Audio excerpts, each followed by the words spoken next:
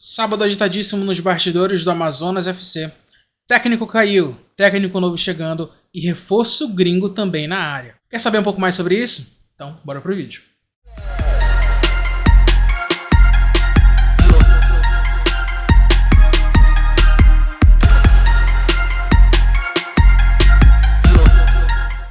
E após 11 jogos no comando da Onça Pintada da Zona Leste, Eduardo Barros é demitido do cargo de técnico da equipe. Foram 11 partidas e apenas 2 vitórias.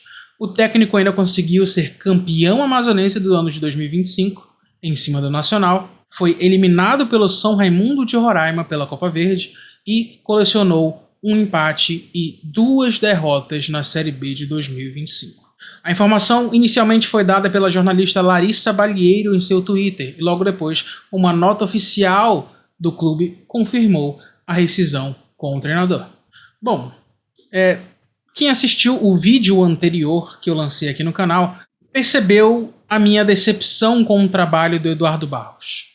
Eu esperava muito mais de um treinador que teve como experiência uma seleção brasileira, um Fluminense campeão da Libertadores, um Cruzeiro, mas que chegou ao Amazonas e não conseguiu mostrar nem um terço daquilo que ele pode. Um time que era totalmente desorganizado, um time que não entendia aquilo que devia ser feito, uma presa fácil para os adversários, e tudo isso culminou na demissão de Eduardo Barros. Página virada na história do Amazonas FC, que caminha agora para uma nova jornada em 2025. Mas antes da gente finalizar o assunto Eduardo Barros e virar uma página finalmente nisso, eu quero dar algumas informações para vocês sobre o trabalho do Eduardo Barros na equipe do Amazonas. Eduardo Barros foi o segundo pior treinador da história recente do Amazonas. O treinador perdeu 45% dos seus jogos e ganhou somente 18% deles, estando na frente somente do técnico Adilson Batista, que treinou a equipe no início da Série B de 2024. Mas e aí, você se decepcionou também como eu com o trabalho do Eduardo Barros? Enfim, página virada. E o segundo assunto do dia é a chegada do novo técnico à equipe do Amazonas FC. É ele, Guilherme Alves, ex-jogador do Atlético Mineiro e passou por várias equipes como jogador aqui no Brasil. Informação dada em conjunto por Larissa Balieiro e Lucas Rossafar. A informação ainda não foi confirmada pelo clube, mas já é dado como certo internamente e pela mídia local também. Guilherme Alves tem um retrospecto muito interessante nos últimos 2 anos. Se você for analisar a temporada 2024 e 2025, ele conseguiu fazer bons trabalhos com equipes de baixo orçamento. No ano de 2024, ele esteve no comando do Velo Clube de São Paulo, participou do Campeonato Paulista A2, no caso a 2ª Divisão Paulista, sendo campeão naquele ano e subindo para o Campeonato Paulista. Chegou a trabalhar também no Água Santa no final do ano passado para a disputa da Série D, mas não chegou tão longe assim com a equipe. Voltou para o Velo Clube no início de 2025 para a disputa do Campeonato Paulista. Tendo uma das equipes com menor orçamento do campeonato, conseguiu se manter na divisão, ficando em 11º lugar na classificação geral. E como destaque da temporada, ele venceu o Santos na 4ª rodada por 2-1 e também empatou com o São Paulo em 3-3. E falando taticamente de como joga as equipes do Guilherme Alves, nós não temos tantos materiais assim para consultar, mas olhando aquilo que ele fez no Campeonato Paulista desse ano, dá para ver que ele gosta muito do sistema com 3 zagueiros, o que facilitaria o trabalho dele no Amazonas, já que a equipe vem jogando o ano todo nesse sistema. Então isso é um adianto que ele vai ter com a equipe, então ele não vai ter que dar tantos passos para poder chegar numa equipe ideal, que se adeque àquilo que ele entende como futebol. Então o Campeonato Paulista dele foi muito honesto, com uma equipe de baixíssimo orçamento e que conseguiu jogar de frente a frente com todas as equipes grandes e com todas as equipes do interior paulista. Não foi rebaixado, manteve a equipe para o estadual de 2026. Bom, mas tudo isso é uma análise muito superficial.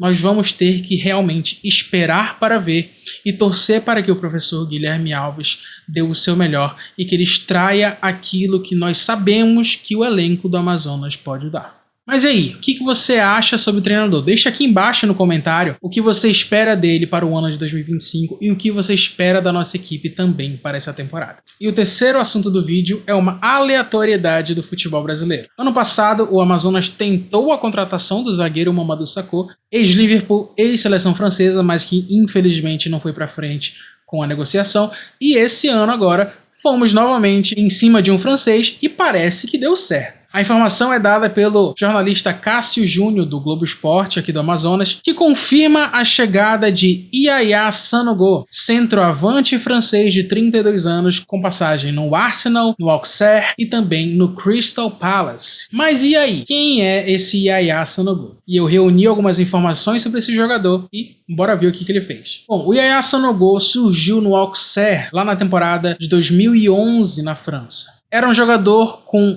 extremo talento. Tinha uma média de quase 1 gol por jogo nas divisões de base. E esse desempenho na divisão de base fez com que ele chegasse à seleção sub-20. Então foi um jogador que participou desse início do ciclo francês ali nos anos 2010. Ele iniciou profissionalmente no Auxerre e logo depois foi convocado para a seleção francesa sub-20, que participou do Mundial de 2013, ele sendo titular, camisa 9, fazendo 4 gols e tendo 2 assistências naquele campeonato. E o desempenho dele nesse campeonato mundial de 2013 pela França fez com que ele fosse indicado ao prêmio Golden Boy, que é um prêmio dado ao melhor jogador sub-21 atuando nas ligas europeias.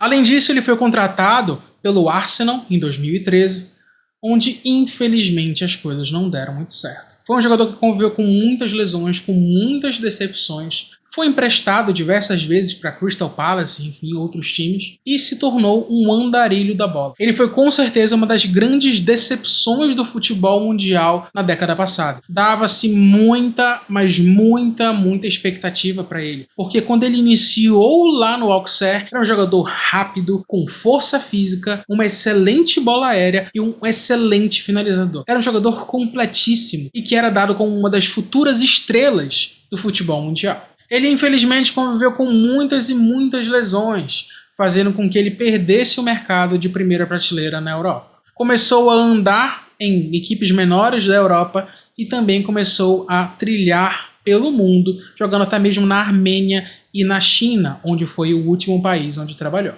O seu último clube foi o Qingdao Red Lions, da China, onde participou de 20 partidas e fez 6 gols. Mas se você quer conhecer um pouco mais sobre o Yaya Sanogo, eu deixei um vídeo aqui embaixo, que é um highlight dele dos últimos 2, 3 anos. Ali você vai poder enxergar um pouco mais a forma como ele joga. Mas olhando os vídeos de highlight dele, dá pra ver que ele é como se fosse um Jô, só que com mobilidade, com físico ainda para ser um jogador profissional. É um jogador alto, que tem uma excelente bola aérea e finalização. Então, resta torcer para que ele chegue muito bem ao Amazonas e possa nos ajudar nesse ano de 2025. E aí, curtiu a contratação?